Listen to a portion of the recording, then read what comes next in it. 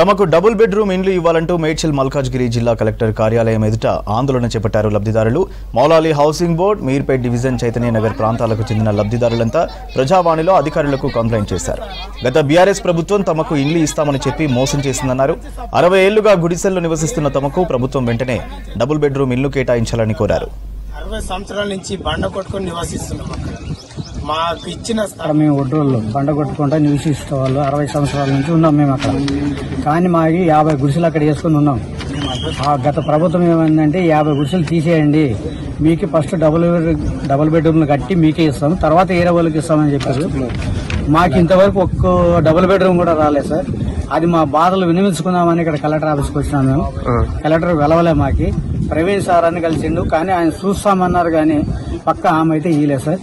ఇల్లు కిరాయి కట్టకపోతే ఒక్క రోజు కట్టకపోతే తీసి బాసనలన్నీ బయట పడేస్తారు. మా బాధలు ఎవరికి చెప్పాలి? ఇస్తా అంటుండ్రు, ఇస్తలేరు. 6,000 కిరాయి, కరెంటు బిల్లు, నీళ్లు బిల్లు లేకనే 5,000 6,000 తీసుకుంటుండ్రు ఒక్క రేకుల రూమ్ కైనా సరే. మీకు నమ్మకం లేకపోతే మా బస్సులో వచ్చి చెక్ చేయండి, ఎంక్వైరీ చేసుకుని మాకు ఇవ్వండి. గత సంవత్సరాలు 60 సంవత్సరాలకు వెళ్ళి ఆడ చైతన్యలో మేము ఉన్నాము, నివాసం ఉన్నాము. అయితే బండ కొట్టుకుని ఉన్నాము.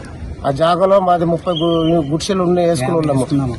30 గుడిసెలు ఉంటే తర్వాత వచ్చి మాకు డబుల్ బెడ్రూమ్ ఇస్తాము, గుడిసెలు కాల్ చేయమంటే మాకు ఇండ్లు వస్తున్నాయి కదా, ఇల్లు కట్టుకునేదానికి మాకు స్తోమత లేక మేము ఇల్లు కట్టుకుంటారని చెప్పి మేము ఆ గుడిసెలన్నీ తీసేసి, మాకు మొన్న అయితే మాకు ఇల్లు కట్టిస్తానని చెప్పి గుడిసెలన్నీ తీసుకుని మాకు ఇల్లు కట్టిస్తాను, ఇప్పుడు మాకు లాటర్ తరపున అని చెప్పి మాకు ఒక ఇల్లు కాడ ఇవ్వలేదు.